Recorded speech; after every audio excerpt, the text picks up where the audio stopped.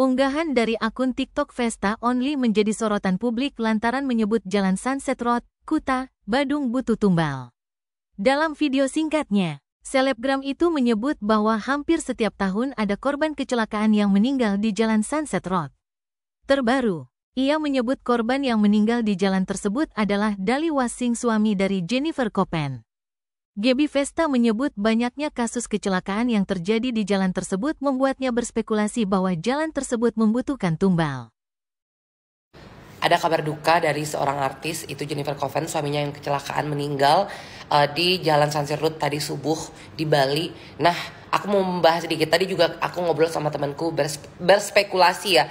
Ini hanya spekulasi kita ya, sebagai aku yang juga tinggal di Bali, yang aku juga berapa kali tahu ngalamin setiap tahun di Jalan Sunset Road itu pasti ada yang kecelakaan dan pasti ada yang meninggal.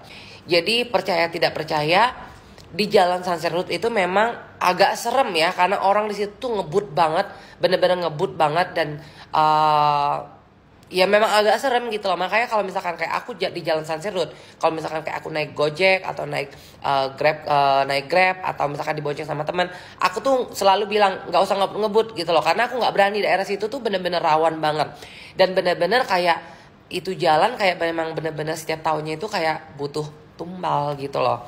Jadi ini hanya spekulasi ya, hanya spekulasi aku pribadi, karena aku juga tinggal di Bali dan setiap tahun dari tahun 2021 itu yang aku tahu banyak banget bule, kebanyakan bule rata-rata yang kecelakaan dan pasti meninggal di situ.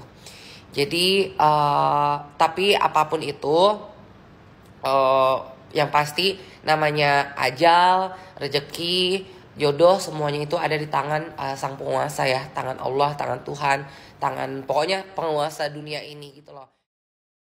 Pihaknya pun membeberkan beberapa kejadian kecelakaan yang ia ketahui yang terjadi di Jalan Sunset Road tersebut. Ia pun mengaku jika Jalan Sunset Road agak seram dan setiap tahunnya membutuhkan tumbal. Video itu pun ramai ditanggapi oleh warganet hingga ditonton lebih dari 15 juta kali. Bagaimana menurut kalian tentang fenomena tersebut? Tulis di kolom komentar.